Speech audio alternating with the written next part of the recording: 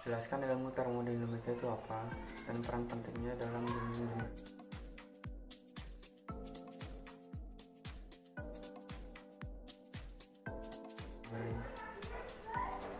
Termodinamika adalah ilmu yang mempelajari tentang energi, bentuk dan transformasi energi, serta interaksi antara energi tersebut dengan materi.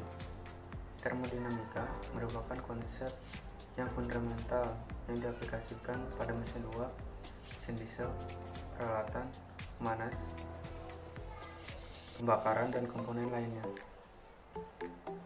Pada sistem pembangkit listrik, baik pembangkit listrik energi fosil, biomasa, nuklir, surya, dan lain-lain. Secara terminologi, kata termodinamika berasal dari Yunani, yang terdiri dari dua unsur kata, term artinya kalor, dan dinamik artinya gaya. Kajian termodinamika secara formal dimulai pada awal abad ke-19 melalui pemikiran mengenai hubungan antara kalor atau panas dan kerja. Lingkup kajian mengenai hubungan antara konsep umum tentang energi dan sifat-sifatnya. Dalam penerapannya, ilmu termodinamika merupakan rumpun bidang ilmu pengetahuan dan teknologi yang menggabungkan antara ilmu fisika dan ilmu teknik untuk menghasilkan suatu produk teknologi yang berguna bagi kehidupan manusia.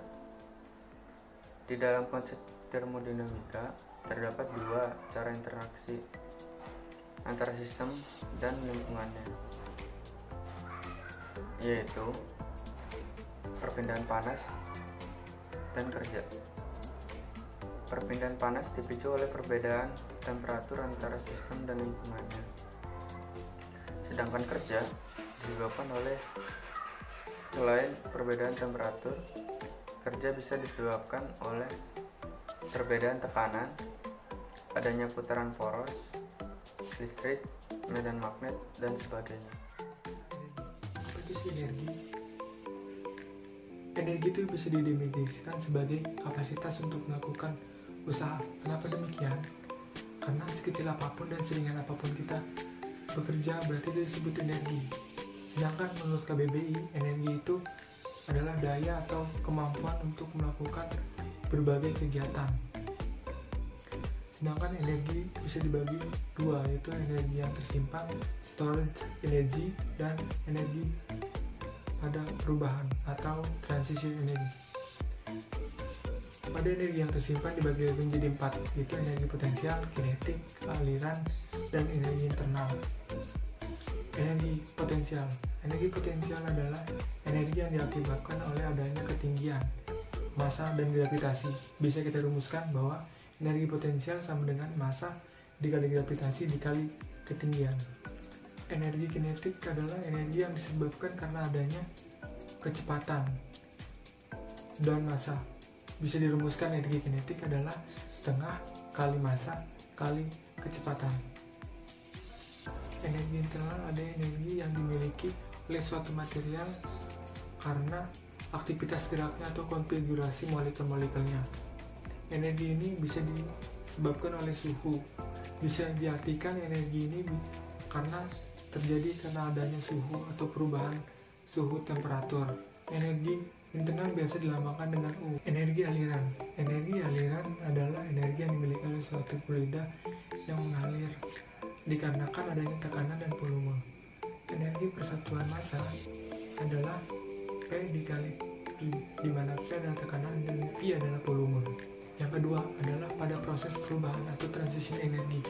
Transition energi ini dibagi lagi menjadi dua, yaitu energi panas dan energi kerja. Energi panas adalah energi yang diakibatkan oleh adanya perbedaan antara sistem dan lingkungannya. Energi ini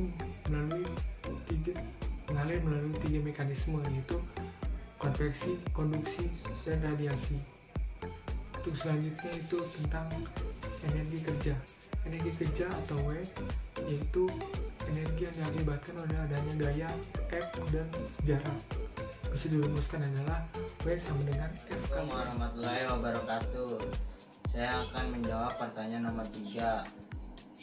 Sebutkan dan jelaskan pengertian sistem termodinamika, yaitu yang pertama sistem terisolasi, yang kedua sistem tertutup, yang ketiga sistem terbuka.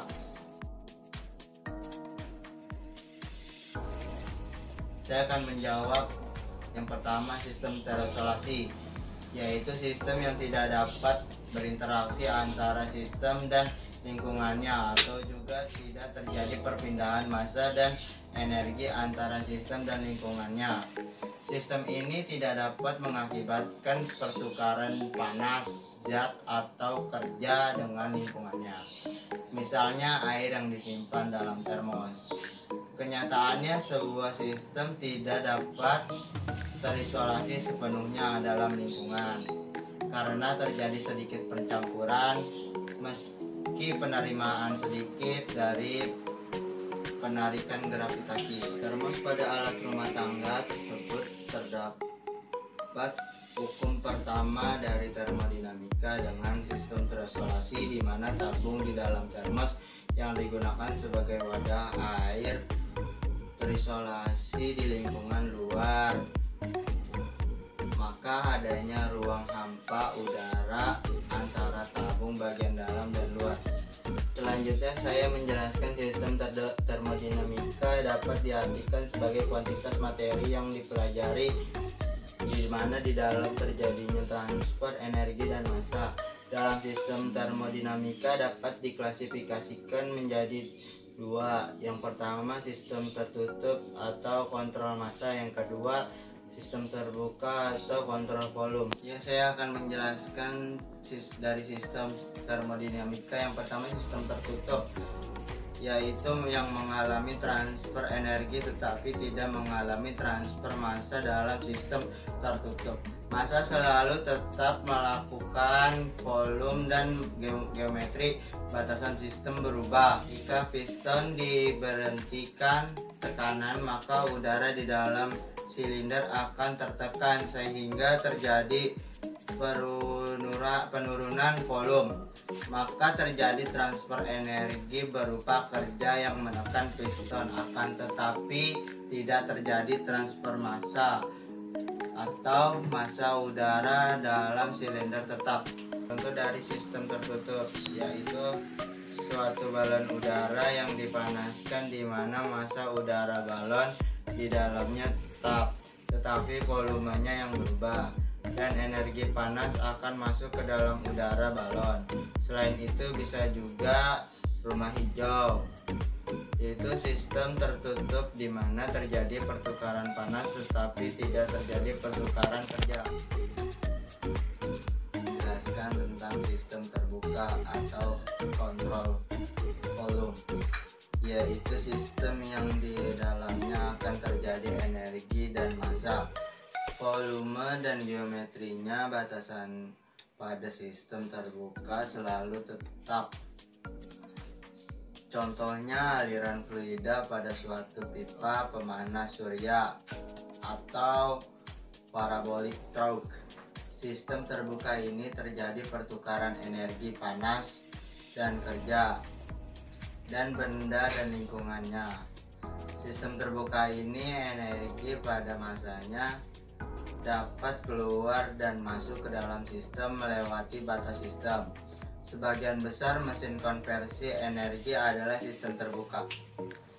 Sistem ini pipa absorber, terjadi transfer energi, yaitu penerimaan energi dalam bentuk panas radiasi yang dipantulkan dari reflektor yang menerima radiasi matahari, atau juga terjadi transfer massa berupa aliran fluida. Aliran fluida ini memberikan kontribusi terhadap transfer energi dikarenakan massa fluida mengalir dengan mengandungnya energi berupa entalpi atau energi internal dan aliran, energi kinetik dan potensial. Volume sistem dan geometri batasan pipa absorber tidak mengalami perubahan. Sekarang nomor 4, jelaskan maksud dari kondisi steady state, dan unsteady state. Yang pertama yaitu steady state, keadaan tunak. Suatu sistem berada dalam kondisi tunak apabila tidak ada satupun sifatnya yang mengalami perubahan terhadap waktu tertentu. Untuk mengalami perubahan terhadap waktu namun sangatlah kecil sehingga dapat diabaikan. Namun jumlah totalnya selalu konstan pada setiap waktu dan tidak terjadi penumpukan massa sehingga dm per dt sama dengan 0. Jadi neraca laju massa sebagai berikut.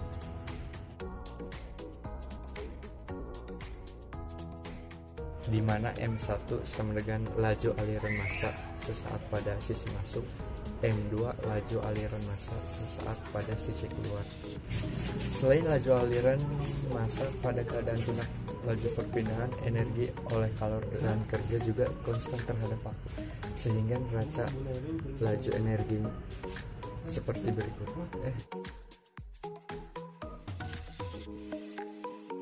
Kemudian dapat dituliskan sebagai berikut.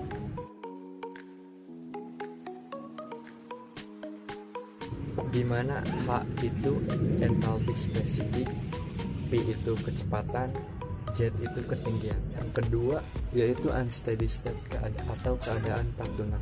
Suatu sistem berada dalam keadaan tak tunak apabila keadaannya mengalami perubahan terhadap waktu tertentu. Contohnya adalah menghidupkan startup atau mematikan shutdown turbin, kompresor, dan motor. Selain itu, bejana yang sedang diisi atau dikosongkan juga termasuk dalam keadaan tak tunak. Neraca massanya yaitu sebagai berikut.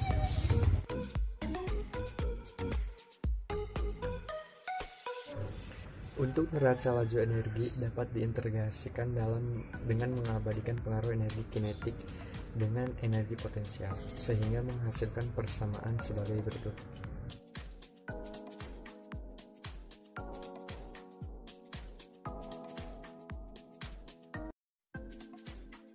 Saya di sini akan membahas tentang hukum pertama termodinamika. Pada prinsipnya, hukum pertama termodinamika itu menyatakan tentang kekekalan energi, bahwa energi itu tidak dapat diciptakan dan tidak dapat dimusnahkan, akan tetapi energi itu dapat diubah bentuk menjadi energi lainnya. Jadi, total energi itu bersifat kekal dan selalu kekal. Dalam arti lain, energi yang masuk sama dengan energi yang keluar. Pada hukum termodinamika 1 dibagi dua, yaitu hukum termodinamika 1 pada sistem tertutup dan pada sistem terbuka. Perubahan energi pada sistem tertutup ini sama dengan selisih antara energi yang masuk sama dengan energi yang keluar. Misalkan nih, pada piston yang berisikan udara. Sistem udara yang memiliki nilai awal E, kemudian bersatu dengan lingkungan yang menyebabkan nilai Q. Panas tersebut menyebabkan kenaikan pada temperatur molekul-molekul udara. Kemudian molekul-molekul itu bertabrakan dan bergerak yang mengakibatkan tekanan udara meningkat. Kemudian tekanan itu akan saling bergerak dan yang menyebabkan piston itu bergerak dari posisi awal pertama ke posisi kedua. Gaya gerak inilah yang merupakan yang akan menjadi gaya kerja atau W. Sistem udara di dalam piston ini akhirnya memiliki nilai sebesar E2. Jadi berdasarkan hukum pertama termodinamika bisa dijelaskan bahwa energi kedua dikurangi energi satu sama dengan Q dikurangi W. Berdasarkan hukum termodinamika ke-1 bisa dijelaskan bahwa E2 dikurangi E1 sama dengan Q dikurangi W. Energi yang terkandung di dalam E itu mencakup energi potensial, energi kinetik, dan energi internal.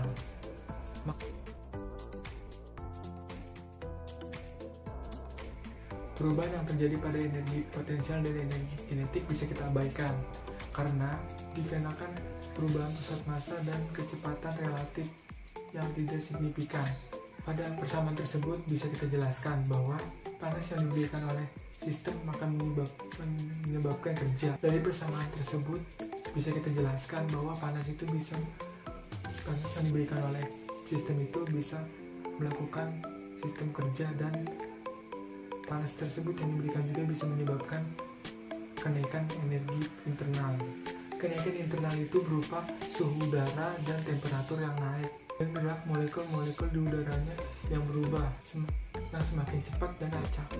Dari ilustrasi tersebut menggambarkan konsep panas dan kerja, bahwa tidak semua energi panas itu dapat dirubah menjadi energi lainnya, akan tetapi ada loss atau kerugian.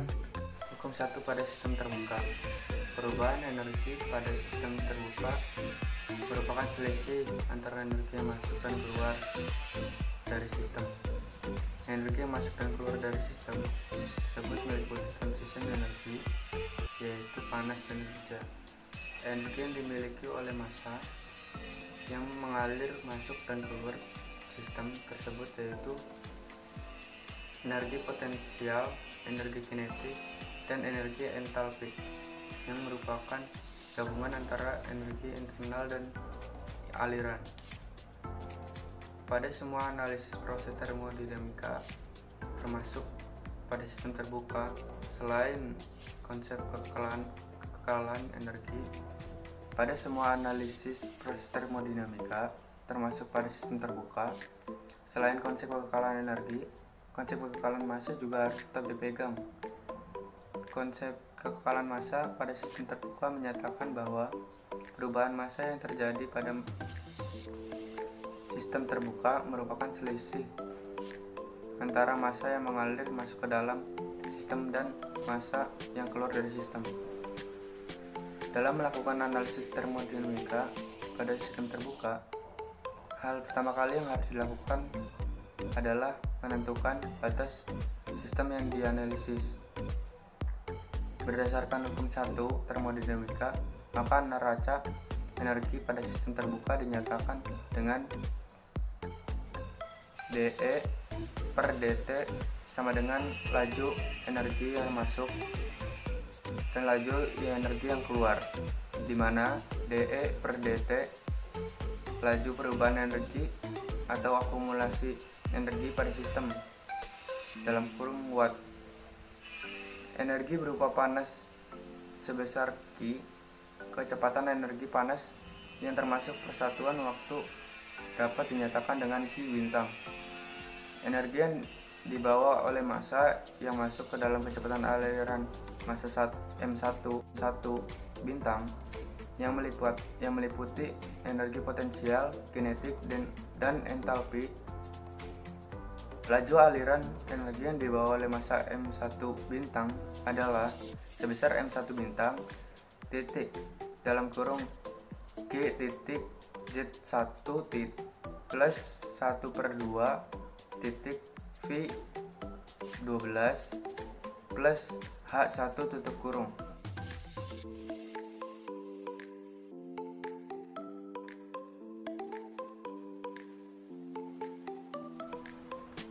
Sedangkan energi yang keluar adalah energi yang berupa besaran Q, kecepatan aliran, energi panas yang masuk persatuan waktu dapat menyatakan dengan W bintang. Energi yang dibawa oleh massa yang keluar dengan kecepatan massa M2 bintang yang meliputi energi potensial, kinetik, dan entalpi. Laju aliran energi yang dibawa oleh massa M2 bintang adalah sebesar M2 bintang titik dalam kurung G titik Z2 plus 1/2 titik V22 plus H2.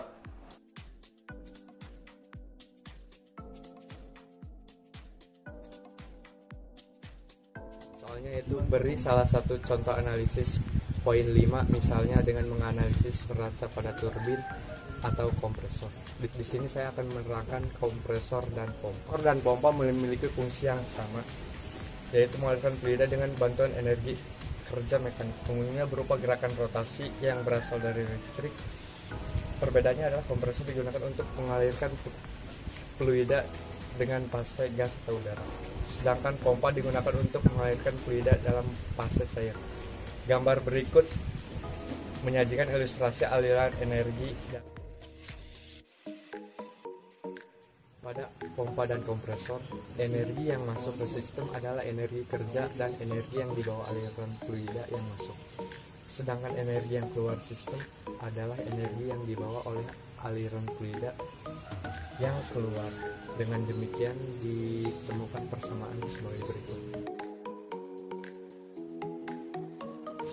Sedangkan M1 sama dengan M2 sama dengan M3. Dengan demikian persamaan 2.12 menjadi W sama dengan M kali G kali Z2 dikurangi Z1 ditambah setengah kali Pi22 dikurangi Pi12 ditambah H2 dikurangi H1. Perbedaan energi potensial dan energi kinetik antara fluida masukkan dan keluar tidak signifikan terhadap perbedaan energi entalpinya. Dengan demikian persamaan di atas dapat dinyatakan W sama dengan M kali H2 dikurangi 1. Dengan demikian dapat disimpulkan bahwa daya kerja sebesar W yang dikenakan pada kompresor atau pompa digunakan untuk menaikkan entalpi fluida yang dialirkan dari H1 menjadi H2. Tekanan fluida yang dialirkan oleh kompresor dan pompa juga mengalami